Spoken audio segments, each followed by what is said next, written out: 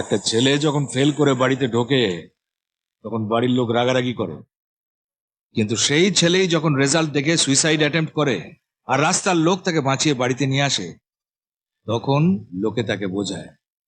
প্রথম কেসে লোকে রাগে, সেকেন্ড কেসে লোকের সহানুভূতি থাকে, আর ওইটাই আমার চাই, সহানুভূতি। তাই আমার উপর অ্যাটাকটা হওয়া খুব দরকার, কিন্তু আমি যেন বেঁচে থাকি। স্যার আপনার ফোন। হ্যাঁ, কে? ফারুক আপনাকে ফোন করতে বলেছিল। ও, এক মিনিট, কথা বলো। হ্যাঁ, আমি শুভঙ্কর ব্যানার্জি বলছি, বলো। ফোনটা অমরনাথ গাঙ্গুলিকে দিন। আমি আর অমরনাথ বাবু একই। তাহলে গুলিটা আপনাকেই করি। ভালো মজা করতে পারো তো তুমি। গুলিও ভালো চালাতে পারি। ফারুক নিশ্চয়ই তোমাকে সবকিছু বুঝিয়ে দিয়েছে। আপনার কাছেও কত চেয়েছে? 1.5 কোটি। আমাকে 75 লাখ দিলে আমি কাজটা করে দেবো।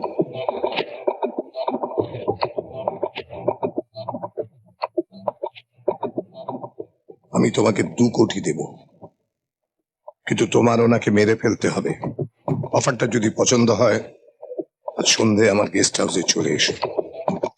Okay sir.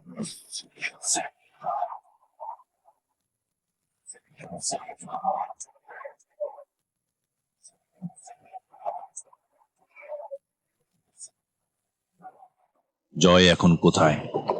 তুমি যদি ওকে মেরে ফেলতে চাও, মেরে ফেলতে পারো, আমি বাধা দেব না। শুধু একবার আমাকে মুখ্যমন্ত্রী হতে দাও, আমি তোমাকে সব রকম নিরাপত্তা দেব। ওই অরিজিনাল ক্যাসেটটা শুধু আমাকে দিয়ে দাও। সরি শুভঙ্কর বাবু, আমি মিথ্যে কথা বলেছি। সেদিনের কথাগুলো আমি রেকর্ড করিনি। তাহলে এই ক্যাসেটটা খালি। হ্যাঁ, কিন্তু আজকে আমাদের মধ্যে যেই কথাবার্তা হলো তা আমি রেকর্ড করে নিয়েছি।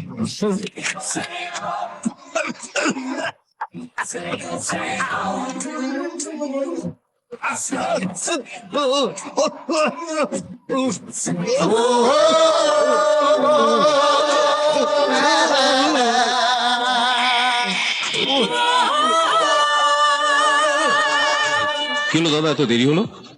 ফোন ডেট ছিল। ওকে। যে বধ করে রাবণ সেই তরাই, মাঝে দিতে গিয়ে মুখে যে নাম, সবকিছু নিজে চোখাবে দাও, করোনা ভয় ওকে করো সেলাম। সেলাম সেলাম। সেলিম খান। হ্যাঁ, সেলিম খান বলছি।